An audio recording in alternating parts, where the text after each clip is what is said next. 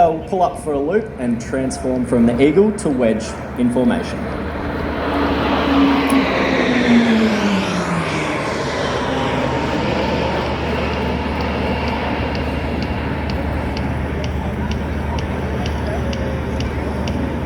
Now Ben, the PC-21, this took over from the PC-9 that we're all used to. Now this is a far more capable aircraft, but it's not just the aircraft, it's a part of a system. Yeah, the systems inside are just incredible. I actually did my pilot training on the PC-9, so to have the opportunity to fly both aircraft was just fantastic. But coming back to the PC-21 just this year, and the systems inside, it just make flying spectacular. Now, I've been told that the training in this aircraft can actually be ratcheted up from when you do your first flight till when you're fully qualified, and the skill levels are added and added, but it's on the same aircraft system. Yeah, correct. So when someone first starts their basic pilot training, they're going to learn the absolute basics. So they're going to have the HUD off, they're not going to be using navigation displays, no autopilot, anything like that. So they come past in Leader's Benefit, led by Squadron Leader Mark Koritz. And yeah, correct, as they go through pilot's course, they'll slowly ramp up, they'll get used to the HUD, they'll get used to the FMS, they'll get used to the autopilot to basically lead them onto their further and more advanced aircraft once they graduate as a pilot. Now mate, I understand that there's also use of a lot of simulators on the ground, including VR-based units. Yeah, we have some VR. We don't use it to its full extent at the moment, but it's actually quite helpful for the roulettes. So when the roulettes are changing over in team position, they'll put the VR headset on and they can see what position they're about to go into and look at all the different manoeuvres.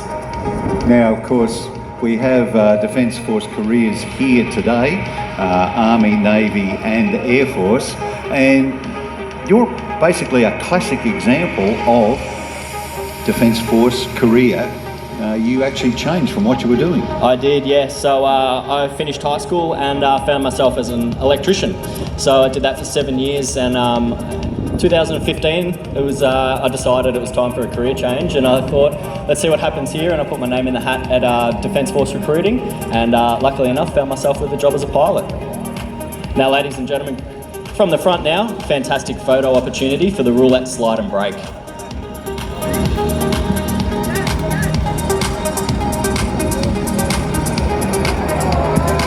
Now that is very spectacular.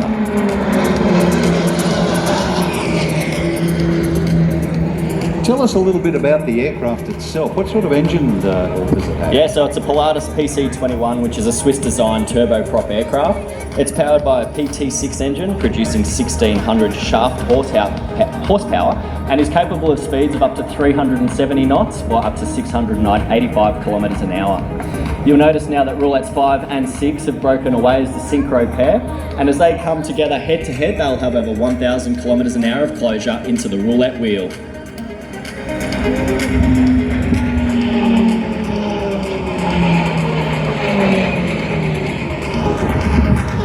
Mate, are you able to tell us a little bit about this manoeuvre?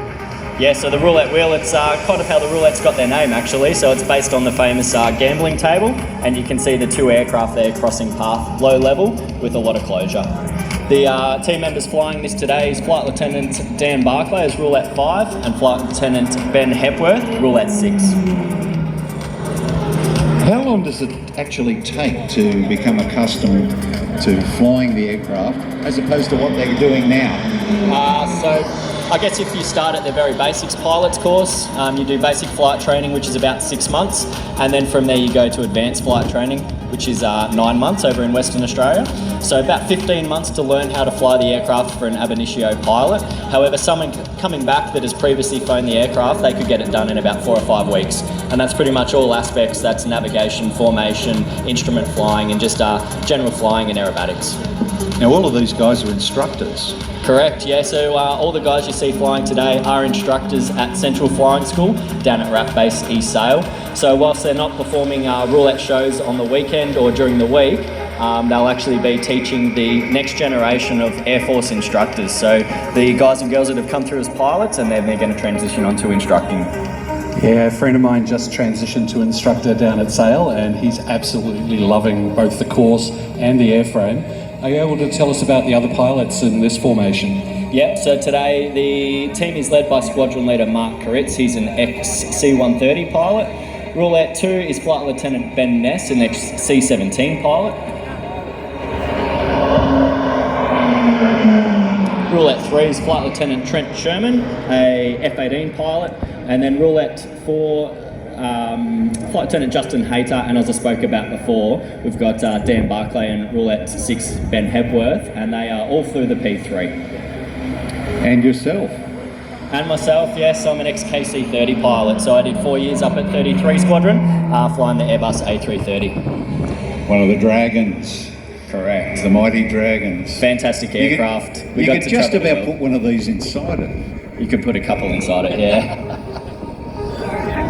I know on that manoeuvre they were very close and pretty much right above each other, not offset. Yeah, so the roulette mirror is what we just saw, and they'll fly, 2 to 3 metres apart with Roulette 5 flying inverted there. As they've now pulled up into a 4G loop, this is called the snake loop for Roulettes 1 to 4. So about how many Gs are the guys pulling in a typical demonstration? Yeah, so for the manoeuvre right now, a loop, they're going to be pulling about 4G, and most of the display today you'll see anywhere between 4 to 6G, depending on the positioning. Some of the most dynamic aspects of the show are actually the rejoins, so when Roulettes 5 and 6 rejoin the formation. So what's the typical speed that they're operating at? So at the moment they'd be at about 280 knots indicated. And Roulettes 5 and 6 have pulled up here for the Roulette Heart. Today's Heart is dedicated to a very close friend of the Roulettes, ex-Caribou and PC-21 pilot, Flight Lieutenant Chris Yanch. That's lovely, both the manoeuvre and the dedication. Yeah, it worked out very nicely, and the wind's still enough to keep a decent shape.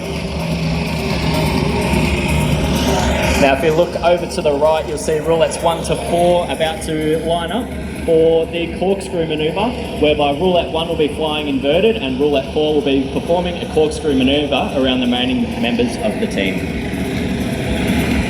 So are your pilots wearing pressure suit, the G suits? Correct, yes. All pilots today could be wearing a G suit, which they strap in to the aircraft, and when the aircraft pulls G, it actually inflates bladders in the legs, and that helps the circulation of the blood to keep it away from the legs. So you've mentioned G. There might be some people out here who don't know what pulling G's actually means.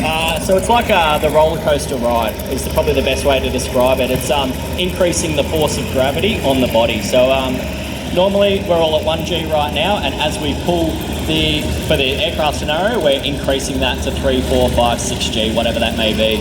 Generally on a roller coaster, you'll feel about 3G. Lovely solo display. Performing the solo display today is Flight Lieutenant Dan Barclay. He's going to demonstrate the full characteristics of the PC-21 now with a max rate turn. I have to say those G suits of today have come a very long way from the first trial, which was a pair of waist-high waders filled with water. Yeah, wow. They're very advanced now, that's for sure. Very high tech. They're well suited for the pilot progression as well, because if you do end up on a fast jet, that's the same sort of G suit that you're going to be wearing if you step into an F-35. Always amazes me why the Blue Angels don't wear them. Amazes me why the Blue Angels don't wear them when they do their performance. Yeah. They claim it gets in the way of the stick, and besides fly Navy. But that's the Americans.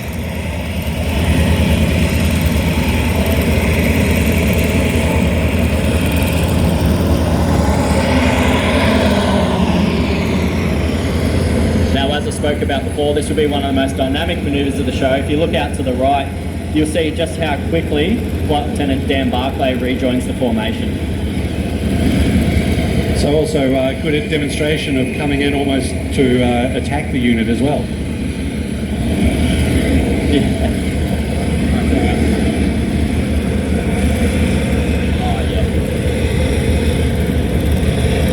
As Squadron Leader Koritz repositions now, the team will fly past for roulette rollbacks. Now, Now the instantaneous G that they could pull in this manoeuvre will be up around 6 or 7 G.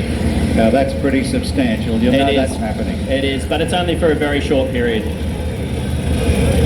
Yeah, some G for a short period, that's not too bad, but it's the long sustained 4 or 5 G. That's when I start to go, yeah, enough.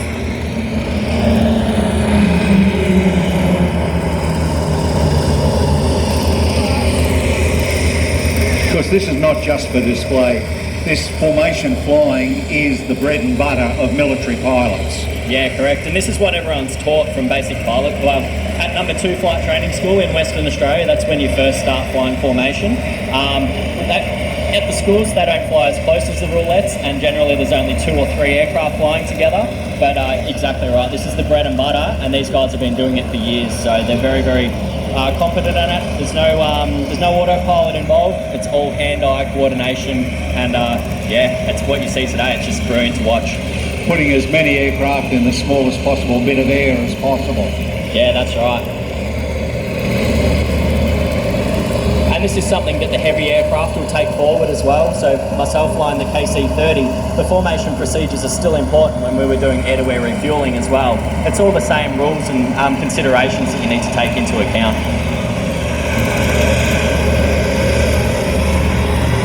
I noticed this manoeuvre looks reasonably easy, but that's the when they're normally working the hardest, isn't it? Yeah, the wedge barrel roll. The guys on the outside there are manipulating the power a lot and straight up to max to try and stay in position. Especially with that roll, the inside becomes the outside. So you're advancing and then retarding throttle. And absolutely, yeah. So the anticipation required to stay in position, it's a well-defined skill. And a lot of use of the feet. Yeah, not as much as the PC9. We've got an automatic rudder now in the PC21, so it makes life a little bit easier. But still, yeah, the guys out there today are balancing that aircraft. This is why jet pilots don't know how to fly a normal aeroplane. Correct. So they think the rudder pedals are something to put their feet on. They're the footrests. Footrest, yeah. No, I heard the PC9 was rather twitchy and made it really hard to keep in perfect spot. Yeah, and it's such a high performance aircraft that, you know, the slightest little deviation from where you want to be and flying at correct attitude, and suddenly you're climbing, descending a couple of 100 feet, yeah. And this is why in a formation you really have your head on. That's right, and you just do not take your eyes off the person next to you, whoever you're flying formation off. Yeah, you're certainly not looking around at the world or anything. No, unfortunately you don't see a lot outside. So. Now as the team's now coming from the west, they're going to pull up into the loop, and then the final manoeuvre of today's show, the bomb burst. Have your cameras ready.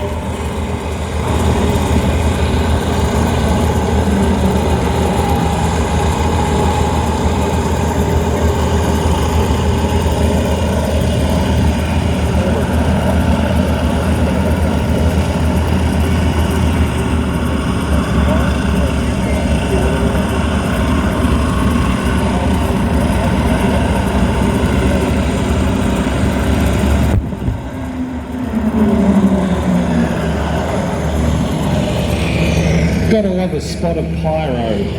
Looks fantastic with the bomb burst there. Bomb burst, pyros, all in the morning. That's the first time I've seen that, and that's there'll be some good photos of that's for sure. First here at Wings Over the Illawarra. First over here at Wings Over the Illawarra.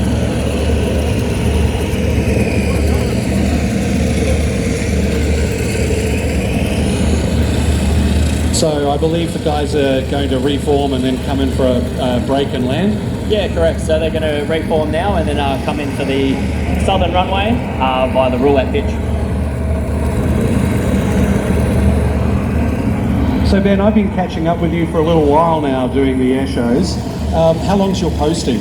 So as Roulette 7, 2 years. So obviously this is the last show for the Roulettes this season, and then we'll crack on into 2023, hopefully around the Australia Day time next year. Yeah, we're still waiting for confirmation of events. Okay, and will you still be Roulette 7? Yeah, one more year at Roulette 7, and then for me, I'll be onto instructor's course down at East Sale, once again flying the PC21. Fantastic. Burnsy will have finished his instructor course by then, but yeah, Yes, from what I hear, it's great fun. I know Burnsy well. Yeah.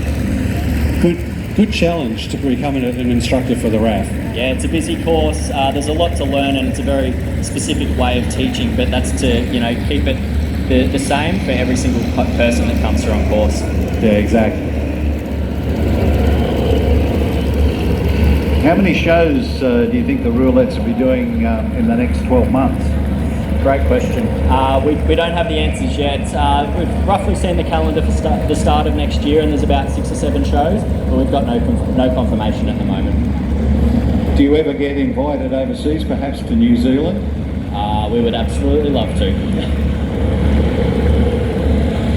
Just happens to be a really good show, Wings Over Illawarra, in the wine country, just north of Wellington, early next year. No complaints from us.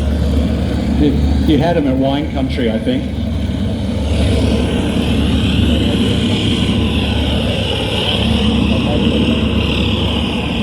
They had me at wine country.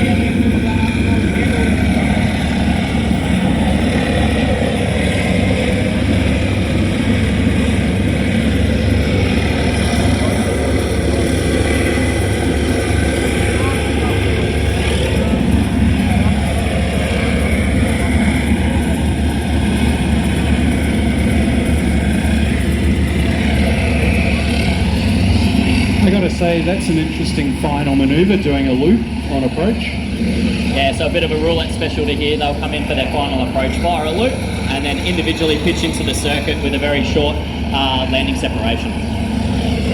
So that's where they're pulling about 4 or 5 Gs to wash off speed. Correct, yeah. As they come over the runway threshold, they're going to be down at about 200 feet, and as they do their pitching manoeuvre, they'll pull up to about 500 feet for a low-level circuit. And this is a standard manoeuvre to use when returning back to base, especially in a hostile area. Yeah, so basically an initial pitch.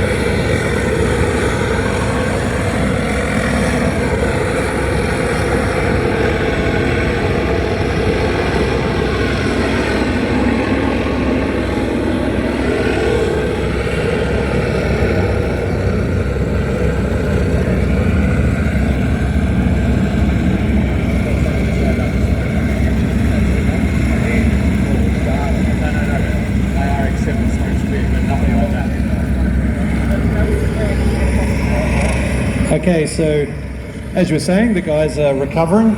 They've done their break, landing. Now I understand they'll be signing autographs shortly. Yeah, correct. So at 1300 today, hopefully everyone can see the big Roulette branded tent, which is just near the tower and commentary booth here. But at 1300 today, the entire team will be there. We've got a whole heap of things to give away. We've got posters, take photos, all sorts of stuff. So if you are around and you'd like to come meet the team, please come and say hello.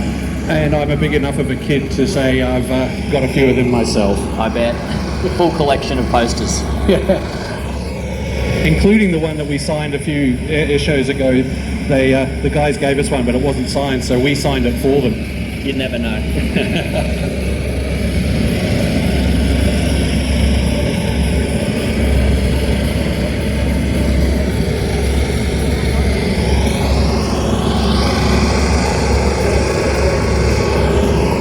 So of course, while we've been talking about the Roulettes, Connie has of course started out the beautiful Constellation, and I just want to say there is way more smoke coming out of those engines than the start. I get a lot of hassle because of my old RX-7. Smokes a bit on startup, but I need to get video of that tomorrow just to prove it ain't got nothing. almost looks like the roulette display smoke. Yeah, outsmoked us all.